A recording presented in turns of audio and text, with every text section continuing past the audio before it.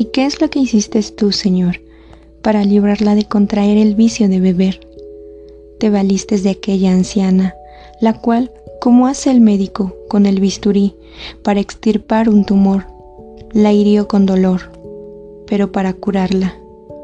Un día en que la joven Mónica y la anciana habían bajado solas a la bodega del vino, tuvieron una fuerte discusión, como le solía suceder frecuentemente, y la anciana le echó en cara su mala costumbre, gritándole a la cara: «borracha». La muchacha se sintió herida con este insulto en lo más profundo de su alma. Desde ese momento aborreció aquella mala costumbre de beber y la dejó para siempre. Y así, como a algunos nos hace daño felicitándonos por lo que no merece felicitación, otro nos hace bien, reprochándonos por lo que sí merece reprobación.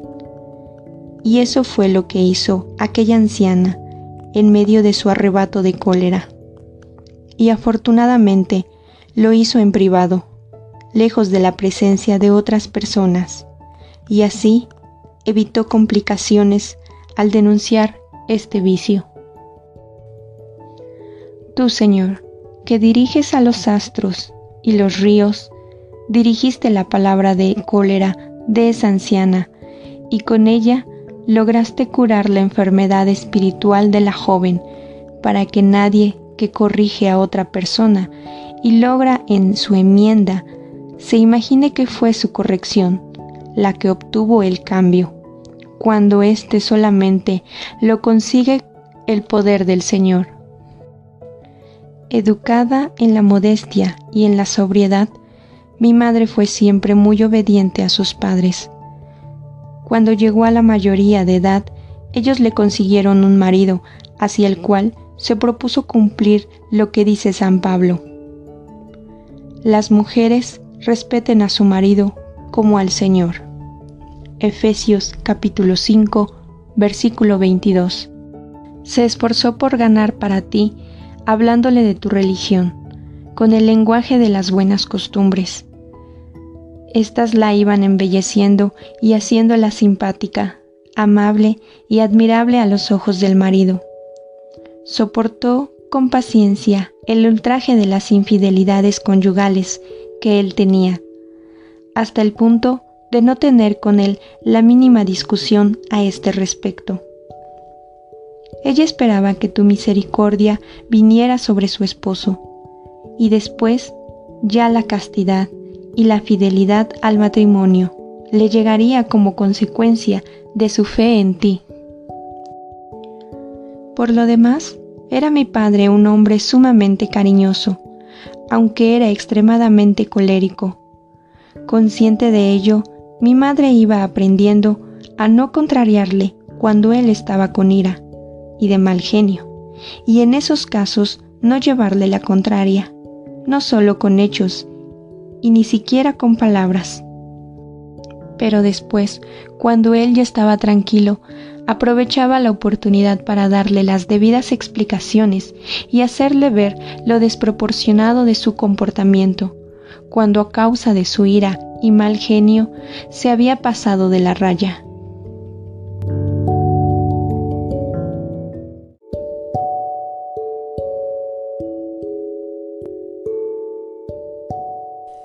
Aquellas tierras donde el carácter de la gente es explosivo y violento, las otras señoras casadas con maridos más mansos y menos violentos que el de mi madre, tenían en su piel las cicatrices de los golpes recibidos de parte de ellos, y en las conversaciones les oía quejarse del comportamiento de sus esposos y admirarse de que ella no la golpeara el marido.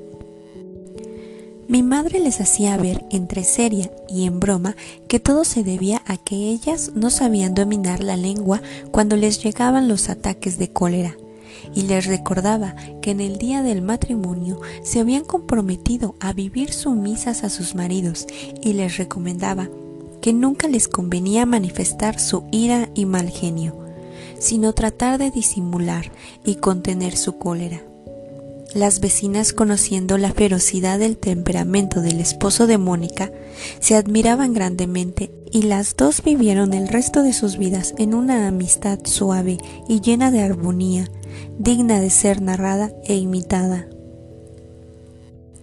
A esta santa mujer, en cuyas entrañas me creaste, Dios mío, le concediste una hermosa cualidad, la de ser pacificadora entre las personas que estaban disgustadas entre sí. Para obtener esto, ella ponía en juego todas sus habilidades. De que jamás se habla oído decir por ahí que él le hubiera golpeado, y ni siquiera que hubiera peleado o tenido discusiones. Cuando en confianza le preguntaban cuál era la causa de este comportamiento tan admirable, mi madre les explicaba que cuando Patricio estallaba en ira, ella se callaba y no respondía palabra. Y le daba las debidas explicaciones cuando él ya se había calmado. Las que ponían en práctica este modo de comportarse les quedaban agradecidas por la paz que obtenían para sus hogares, pero las que no querían aceptar ese modo de proceder seguían sufriendo los maltratos y los golpes de sus maridos. Especialmente en los meses siguientes de su matrimonio, la suegra, debido a los chismes de las sirvientas, se mostró muy dura con mi madre, pero ésta logró ganarse su buena voluntad a base de amabilidad, paciencia y mansedumbre, y se conquistó de tal manera su simpatía que la suegra misma le contó a mi padre que las desavenencias que se habían presentado se debían a los chismes de las sirvientas que trataban de enemistar la nuera con la suegra. Y después de que él les impuso un fuerte castigo a esas murmuradoras por consejo de la suegra, ésta les advirtió que lo mismo les iba a suceder en adelante si seguían inventando cuentos contra su nuera. Nadie se atrevió desde entonces a levantarle chisme de los reclamos ásperos que se hacen las personas unas contra otras cuando están disgustadas. Mi madre no refería a la otra persona sino solamente aquello que fuera útil para lograr reconciliarlas. Lo demás lo callaba profundamente. Y es que existe un contagio de pecado extendido por todas partes, que se llama chisme, y consiste en ir a contar a los que están peleados lo que los enemigos han dicho de ellos. Y no solo eso, sino que añaden por su cuenta cosas que los otros no dijeron.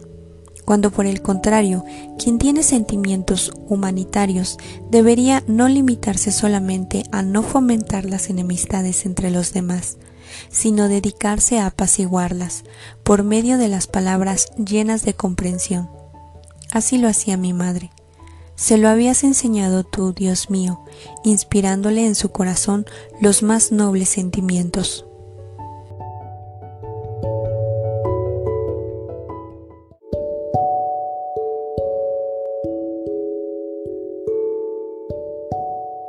Por último, también mi madre conquistó para ti y para tu santa religión a su marido, que ya se hallaba en los últimos días de su vida temporal. Desde que él se volvió creyente, ella no tuvo ya que llorar en su comportamiento las ofensas que se vio obligada a tolerar antes de que él se convirtiera.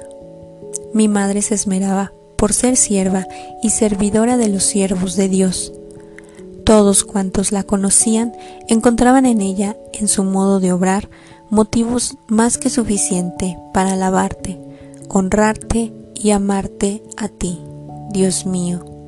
Se notaba tu presencia en su corazón, la cual se manifestaba por los frutos de su conducta tan santa.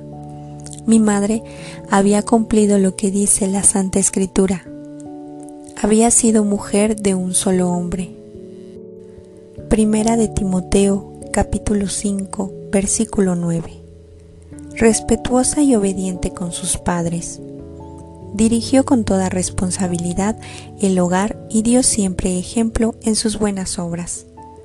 Había criado lo mejor posible a sus hijos y cada vez que los veía apartarse de ti, se esforzaba por volverlos al buen camino, lo cual era como si les volviera a dar la luz. Finalmente, diré, Señor, que antes de morir cuidó de todos los que después del bautismo no habíamos reunido para servirte.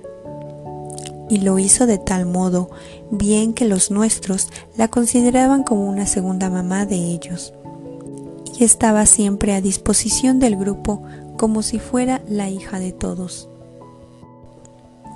Estando ya cercano el día de su partida de esta vida hacia la eternidad, y ese día solamente lo conocías tú, sucedió por tus disposiciones misteriosas que ella y yo nos hallábamos asomados a una ventana que daba al jardín de la casa donde nos hospedábamos, en las cercanías de la ciudad de Ostia, antiguo puerto de Roma, en la desembocadura del río Tíber.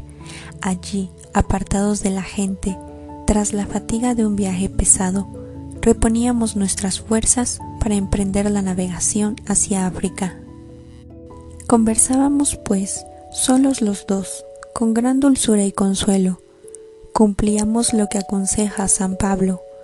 Nos olvidamos de lo pasado y nos lanzamos y proyectamos hacia lo futuro, hacia las realidades del más allá.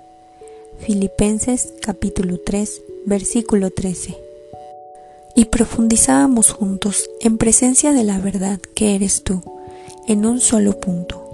¿Cómo será la vida y la alegría eterna de los santos, en cual, según la Escritura, ni el ojo vio, ni el oído oyó lo que Dios tiene reservado para los que lo aman?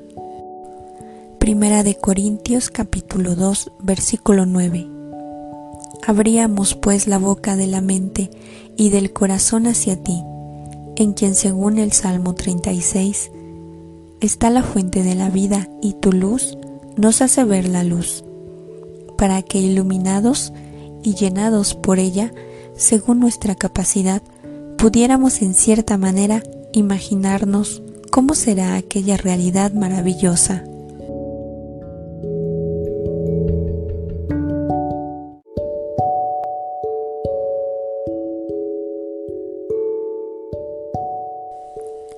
Y nuestra reflexión llegó a la conclusión de que, comparando con el gozo de aquella vida maravillosa que nos espera en el cielo, los placeres de los sentidos del cuerpo, por grandes y fuertes que sean, no son comparables en nada con el gozo del cielo, y no merecen ni siquiera ser comparados con ellos. Y después de elevarnos por afecto amoroso ante el Ser Supremo, fuimos pensando en todas las realidades corporales y analizándolas, incluyendo el cielo, desde donde el sol, la luna y las estrellas mandan sus destellos hacia la tierra. Seguimos profundizando aún más dentro de nuestro interior, pensando, hablando y admirando tus obras, y llegamos hasta el fondo de nuestra alma. Y luego pensamos en la eternidad, donde reunirías a tu rebaño para darle la felicidad eterna que nunca jamás tendrá fin. Mientras pensábamos en este feliz destino eterno que nos espera, suspirábamos por conseguirlo, y hasta nos parecía estarlo ya tocando un poco con los sentimientos de nuestro corazón, y recordábamos lo que dice la Escritura, que la sabiduría divina todo lo renueva y en todas las edades llega a las almas santas y forma en ellas amigas de Dios. Sabiduría capítulo 7, versículo 27. Y decíamos, si dejaran de intervenir las inclinaciones de la carne y se elevara nuestro ser totalmente hacia lo espiritual, si reconociéramos que no nos hemos hecho a nosotros mismos, sino que nos ha hecho el que permanece eternamente. Eclesiástico 18. Si todo lo material callase y solamente oyéramos la voz del Creador, y si únicamente pensáramos en Él, ahí sí escucharíamos aquello que Jesús prometió que nos dirá: bien, siervo bueno, has sido fiel en lo poco, te pondré al frente de lo mucho. Entra al gozo del Señor. Mateo capítulo 25, versículo 21. ¿Pero cuándo será esto? San Pablo nos dice, cuando resucitaremos, seremos transformados. Primera de Corintios, capítulo 15, versículo 51. Tú sabes, Señor, que mientras meditábamos ese día en estas cosas y mientras hablábamos de ellas, íbamos encontrando despreciable este mundo con todos sus placeres. Ella dijo, Hijo, por lo que a mí respecta, ya nada me deleita en esta vida. ¿Qué es lo que hago aquí? ¿Y por qué estoy aún aquí? Lo ignoro, pues no espero ya nada de este mundo. Una sola cosa me hacía desear que mi vida se prolongara por algún tiempo, el deseo de verte cristiano católico antes de morir. Dios me lo ha conseguido, de manera muy abundante, ya que te veo convertido en uno de los siervos fieles, habiendo renunciado a la felicidad terrena. ¿Qué hago ya en este mundo?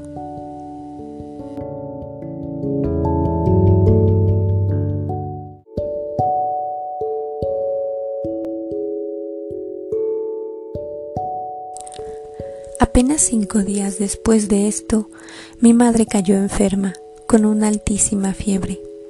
Cierto día le dio un desmayo y se quedó sin conocer a los que la rodeaban.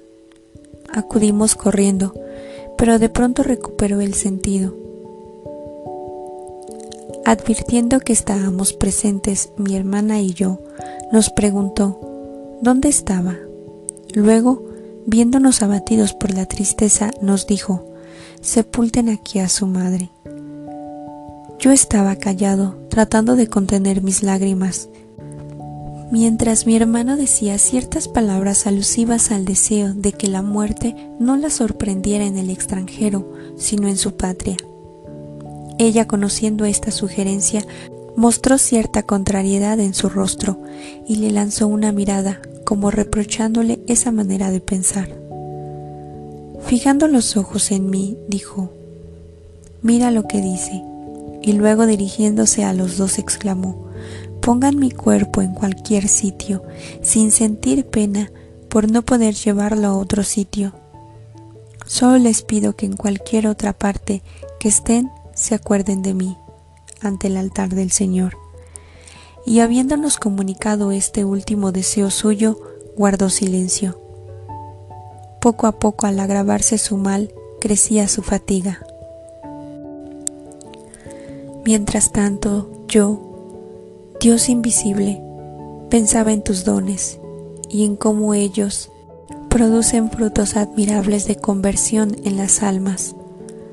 Bien recordaba cuando había deseado mi madre ser sepultada junto a su marido en el pueblo natal, y cómo allí había adquirido ya una sepultura, para que así como en vida había vivido en armonía, así después de muertos estuvieran juntos. Deseaba volver de los mares más lejos a estar junto a los restos de su esposo en su tierra natal. Y ahora me sentía gozoso al contemplar que ella había sido capaz de renunciar a este deseo. Esto admiraba también a mis amigos. Cuando le preguntaron si le preocupaba que la sepultaran en su tierra natal, respondió, «Para Dios no hay distancias, por eso no me preocupa que me sepulten lejos de mi tierra, porque nuestro Señor sabrá a dónde estoy cuando venga a resucitarme». Finalmente, el día 9 de su enfermedad, a los 56 años de su edad y 33 de la mía, aquella alma fiel y piadosa quedó liberada de su cuerpo y voló a la eternidad.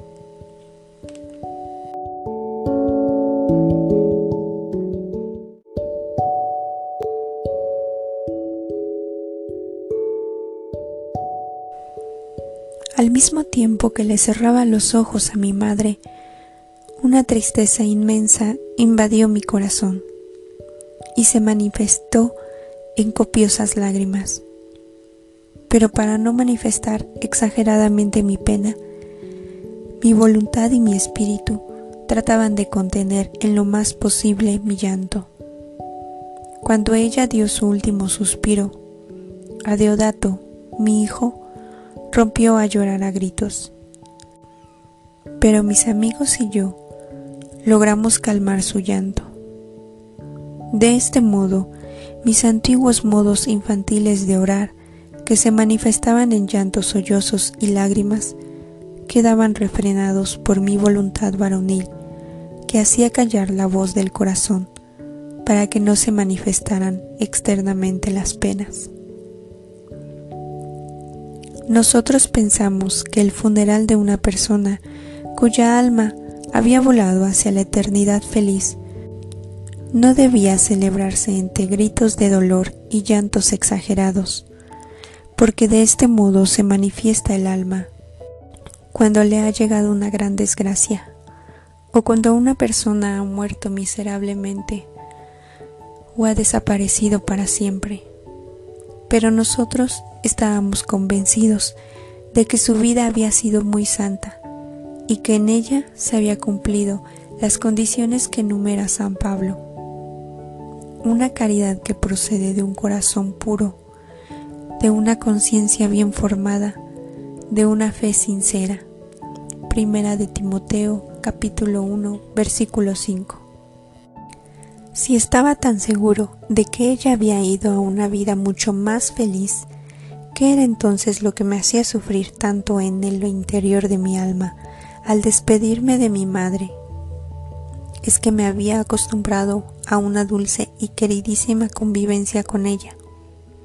Es verdad que me consolaba al recordar las demostraciones de aprecio y gratitud que ella me había dado en su última enfermedad.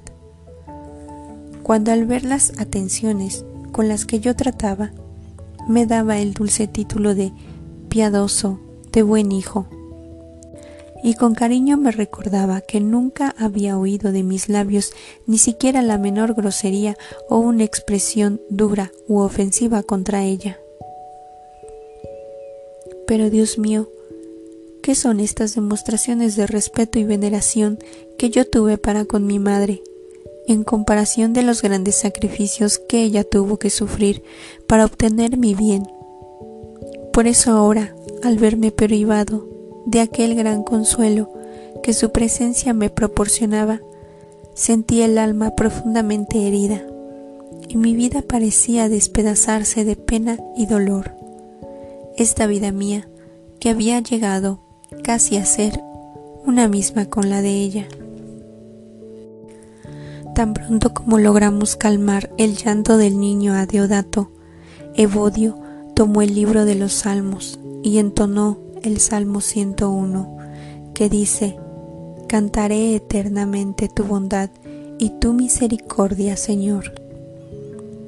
Y después de cada estrofa, todos respondíamos con la primera frase: Cantaré eternamente tu bondad y tu misericordia, Señor. Enterados de lo que ocurría, se reunieron allí muchos amigos y piadosas mujeres, mientras los encargados se ocupaban de organizar los funerales. Yo me retiré a un lugar donde pudiera hablar en paz con mis amigos, que no habían estimado convenientemente dejarme solo. Mi sufrimiento interior era inmenso, pero los que me acompañaban no lo notaban, porque yo trataba de disimularlo y no dejarlo transparentar al exterior. Tanto que ellos se imaginaban que yo era insensible ante el dolor y la muerte. Yo trataba de bloquear la tristeza para que no me invadiera. Ella cedía un poco, pero luego me inundaba con nuevas oleadas de nostalgia. Yo lograba contener mis lágrimas y no dejar que se alterara mi ánimo exteriormente. La pena parecía que iba a sofocar mi corazón y me desagravaba que estos acontecimientos humanos tuvieran tanto poder sobre mí, pero es forzoso que así suceda, porque esa es la ley natural del ser humano. Sin embargo, esta debilidad de mi naturaleza agrandaban las penas de mi corazón y una tristeza redoblaba me iban consumiendo e invadiendo.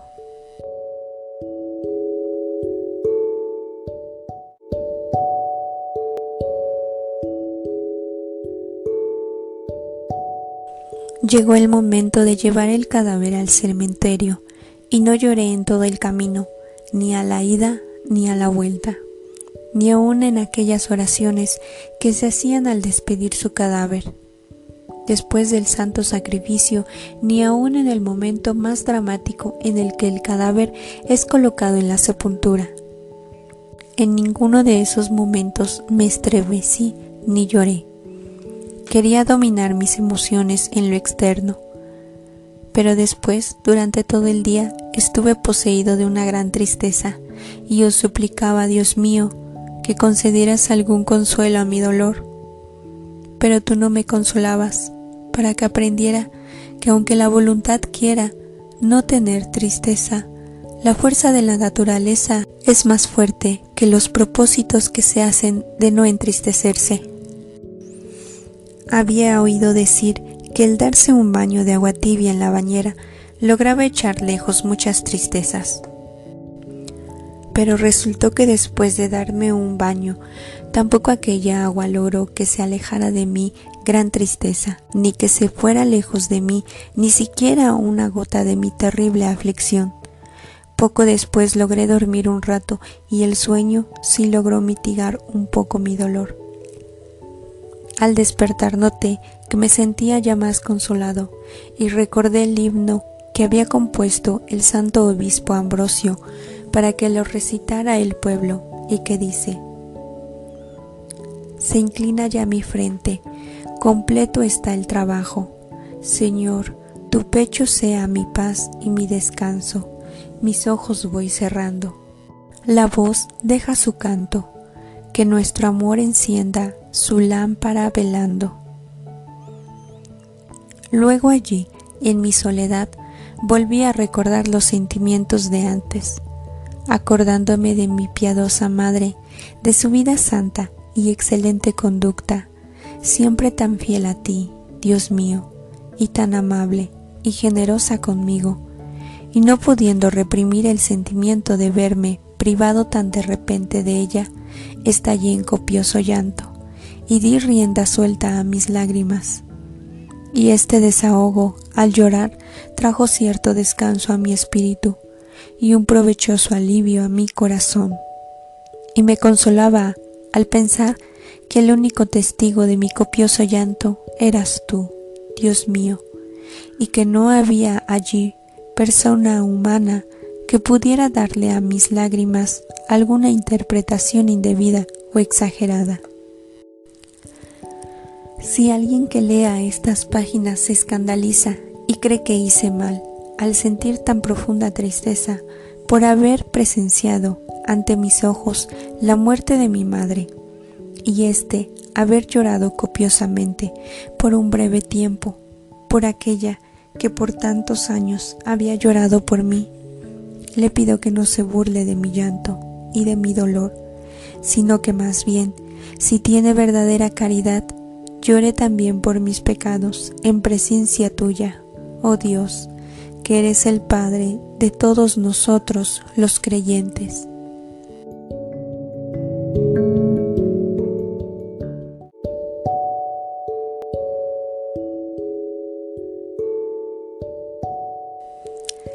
En cuanto a mí, una vez que se han sanado las heridas de mi corazón por aquella tristeza, por la muerte de mi madre, aflicción que alguno pudiera calificar de exagerada, quiero darte gracias, buen Dios, por las gracias y favores que le concediste a ella, y te pido perdón por las faltas con las que mi madre te haya podido ofender en su vida.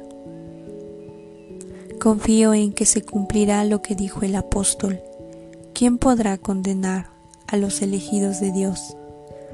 ¿Acaso Cristo, que murió y resucitó y que está a la diestra de Dios, intercediendo y rogando por nosotros? Romanos capítulo 8, versículo 34. Mi madre fue muy misericordiosa con todos y perdonó de corazón a los que la habían ofendido. y en ella se cumpliría lo que dijo el Salvador. Si perdonan a los demás las ofensas que ellos les hacen, también mi Padre Celestial les perdonará las ofensas que ustedes le hacen a Él. Mateo capítulo 6, versículo 14. Por ella te repito la petición del Salmo 143. No llames a juicio a tu sierva, pues ningún ser humano es inocente ante ti. Ella fue misericordiosa con muchos, que ahora se cumpla en su alma la bienaventuranza que dice: dichosos los misericordiosos, porque ellos alcanzarán misericordia. Mateo capítulo 5, versículo 7. Y lo que le prometiste a Moisés: seré misericordioso con quien se muestre misericordioso con los demás, y me apiadaré de los que se apiaden y se compadezcan de los otros. Éxodo capítulo 33, versículo 19. De cuando ya se acercaba el día de su paso a la eternidad, mi madre no pensaba en que se le hiciera un entierro con ceremonias solemnes, ni en que se le construyera una bella tumba en el cementerio. Ni siquiera se afanaba porque sus restos fueran llevados a su patria natal. Lo único que nos decía, con su deseo final, era que nos acordáramos de ella en nuestras oraciones ante el altar del Señor, en el santo sacrificio, en ese sacrificio al cual había estado asistiendo ininterrumpidamente. En el santo sacrificio del altar se consigue la victoria contra el enemigo del alma, que vive buscando en nosotros cualquier falta por la cual acusarnos. Mi madre no podrá decir: yo nada debo a Dios, sino: mis deudas han sido pagadas por aquel que vino a quitar los pecados del mundo. Que aquella alma descanse en paz con su marido Patricio, antes y después del cual no tuvo otro. A él, con su paciencia, logró conquistarlo para ti, mi Dios, sin dejar de asistir un solo día. Ella sabía muy bien que allí se repite lo que anunció el apóstol. Jesús canceló la factura de cobro que había contra nosotros, la borró con su sangre y la clavó en la cruz. Colonicenses capítulo 2, versículo 14. Que los que la recuerden a ella y a su esposo y todos los que lean estas páginas te bendigan para siempre. A ti, Dios omnipotente. Amén.